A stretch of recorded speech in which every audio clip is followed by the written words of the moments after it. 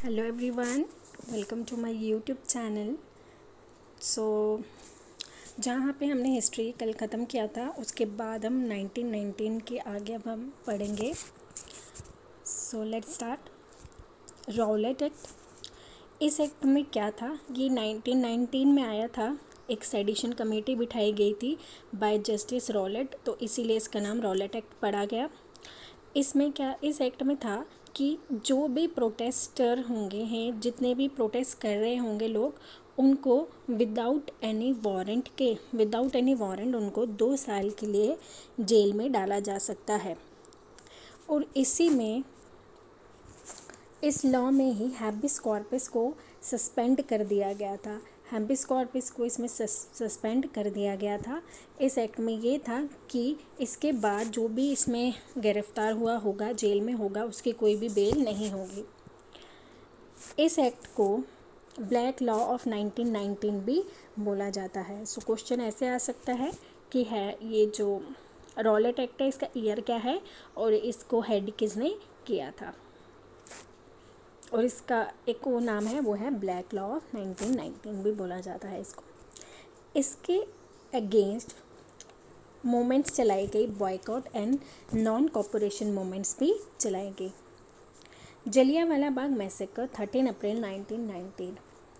Jallianwala Bagh massacre जब हुआ था वो रॉलेट एक्ट से डिससेटिस्फाइड थे, इसीलिए बहुत सारे लोग जो थे वो जलियांवाला बाग में इकट्ठा हुए थे, क्योंकि उस टाइम पे उनके भी लीडर्स को अरेस्ट किया गया था। और वो 2 लीडर्स कौन से थे, doctor Saifuddin Kitchlew and doctor Satyapal. तो आपको इन दोनों के नाम याद रखने हैं, कौन से जो लीडर्स थे जिनको गिरफ्तार किया गया था। तो इसी के लिए उन्होंने जलियांवाला बाग में बहुत सारे लोग जो थे वो इकट्ठा हुए थे।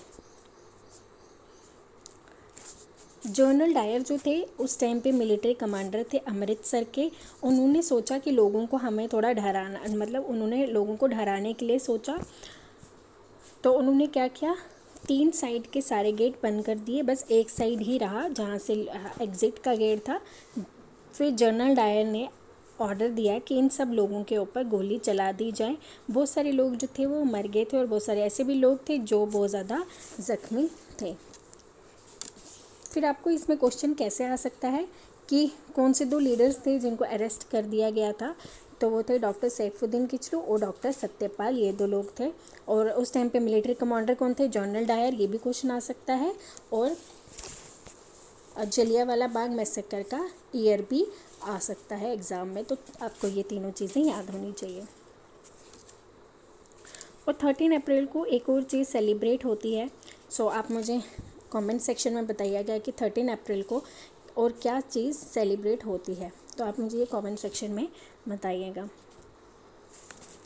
फिर इसके बाद 13 मार्च 1914 को क्या हुआ था, सरदार उधम सिंह जो थे उन्होंने जनरल डायर को मार दिया था, गोली चला दी थी उनके ऊपर। और तब वो क्या कर रहे थे, जनरल डायर जो थे वो कॉक्सटॉन हॉल में मीटिंग अटेंड कर रहे थे। तो आपको ये भी याद होना चाहिए कि जनरल डायर को किसने मारा था, सरदार उधम सिंह ने उसे मारा था। और कब मारा था, 13 मार्च 1914। तो आपको ये दोनों डेट और साथ में जिसने मारा था उसका नाम भी याद होना चाहिए। फिर उसके बाद एक कमीशन बिठाई गई, उसका नाम क्या था, हंटर कमीशन। हंटर कमीशन बिठाई गई ताकि वो जो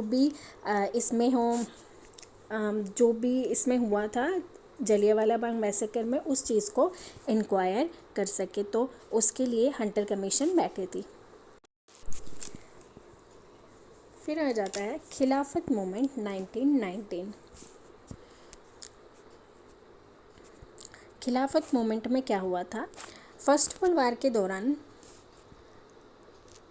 तुर्की जो थी वो जर्मनी और ऑस्ट्रिया के साथ मिलके किसके अगेंस्ट थी, ब्रिटिश के अगेंस्ट थी। तो ब्रिटिशर्स ने क्या किया, जो तुर्की का मेन हेड होता है उसको खलीफा बोला जाता है, उनको उन्होंने पावर से हटा दिया गया। फिर उसके बाद जितने भी मुस्लिम्स थे इंडिया के, उन्होंने एक मूवमेंट चलाई, उसका नाम था खिलाफत मूवमेंट।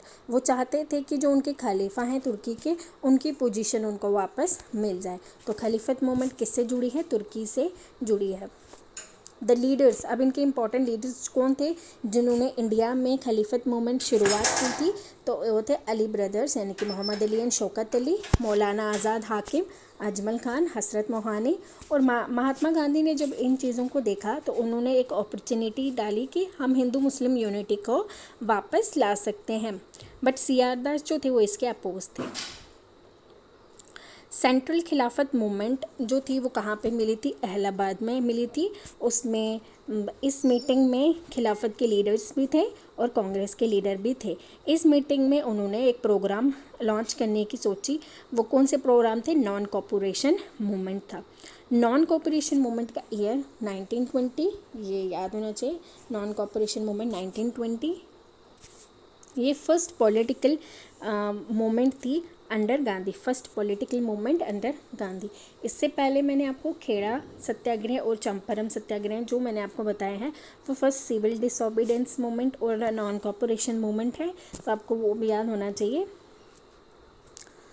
इसमें डिसाइड किया कि नॉन कॉपोरेट करेंगे in a peaceful manner.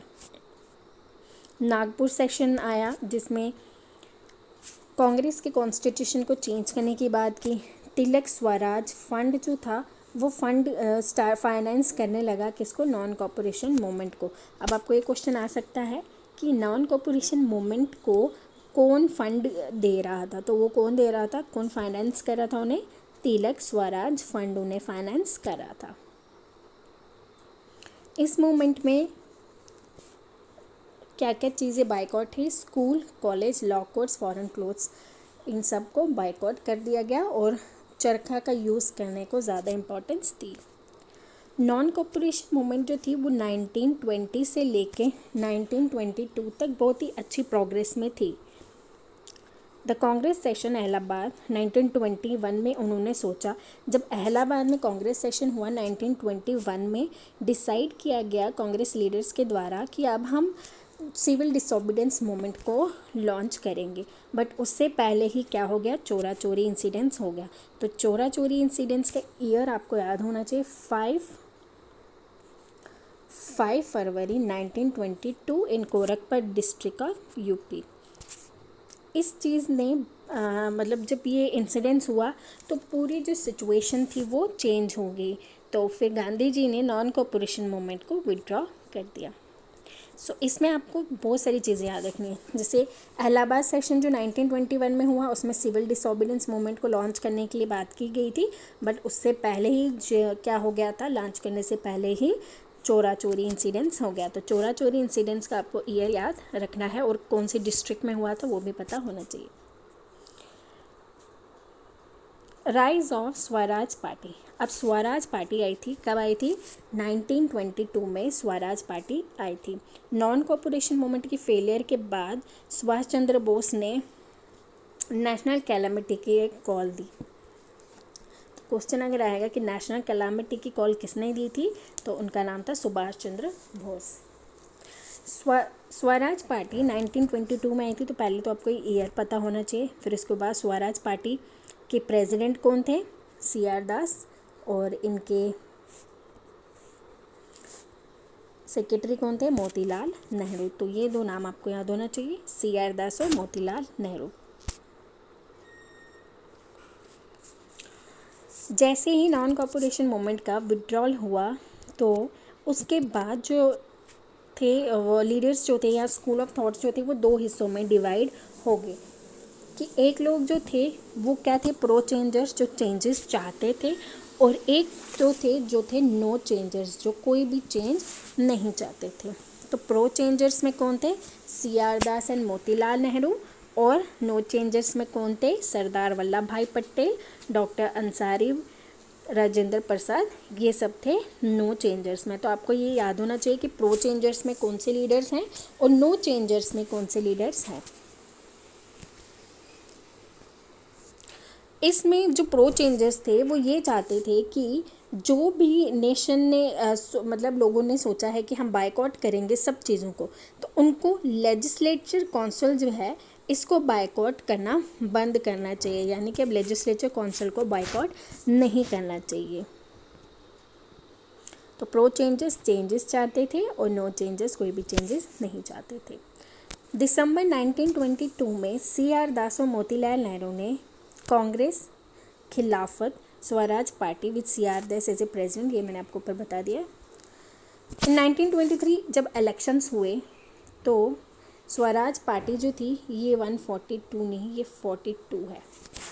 42 seats out of 101 seat central legislative assembly में स्वराज पार्टी ने 42 सीट्स ली थी। अब आपको ये याद होना चाहिए कि 1923 में जो इलेक्शंस हुए थे उसमें स्वराज पार्टी जो है उसने कितनी सीट्स जीती थी इलेक्शंस में, तो उन्होंने 42 सीट्स जीती थी out of 101। Madan Mohan Malviya and Lala Lajpat Rai founded the Indian independent Congress party. अब इंडिपेंडेंट कांग्रेस पार्टी जो है वो किसने फाउंड की है? मदन मोहन मालवीय और लाला लाजपत राय ने। फिर 1933 आते आते ये कांग्रेस नेशनलिस्ट पार्टी भी बन गई थी। अब आ जाता है साइमन कमीशन 1927। साइमन कमीशन 1927, इस कमीशन ये appointed the Indian statutory commission known as the Simon commission. Simon commission आई थी कॉन्स्टिट्यूशनल रिफॉर्म्स के लिए। साइमन कमीशन आई थी working of the system of Montagu Chelmsford reforms of 1919 जो एक्ट आया, जो मॉन्टेग रिफॉर्म्स थे उसमें जो लिस्ट थी उनको दो हिस्सों में बांटा गया था। एक थी सेंट्रल लिस्ट और एक थी सेंट्रल लिस्ट और एक थी प्रोविंशियल लिस्ट। सेंट्रल लिस्ट यानी कि जिस पे सेंटर काम करती है, प्रोविंशियल लिस्ट जिसमें प्रोविंसेस काम करती है। तो यानी कि इस सिस्टम को क्या बोला जाता था? डायरकी बोला जाता था, यानी कि टू सिस्टम ऑफ गवर्नमेंट। तो अब जैसे ही 1990 में जो मॉन्टेग रिफॉर्म्स आए थे उसके बाद 10 ईयर के बाद फिर से रिफॉर्म्स आने थे, और वो रिफॉर्म्स कौन थे? वो साइमन कमीशन वो वाले रिफॉर्म्स थे। 10 साल के बाद साइमन कमीशन आई थी, और इसमें साइमन कमीशन जब आई थी तब इसमें कोई भी इंडियन नहीं था। तो इसको बायकॉट करने के लिए जितने भी इंडियन लीडर्स थे उन्होंने इसको बायकॉट किया था, क्योंकि साइमन कमीशन में कोई भी इंडियन लीडर नहीं थे। Indian national Congress session president doctor Ansari decided to boycott the commission. अब उस टाइम पे जब साइमन कमीशन आई थी तो मेन चीज़ याद रखना आपने कि उस टाइम पे प्रेसिडेंट कौन थे?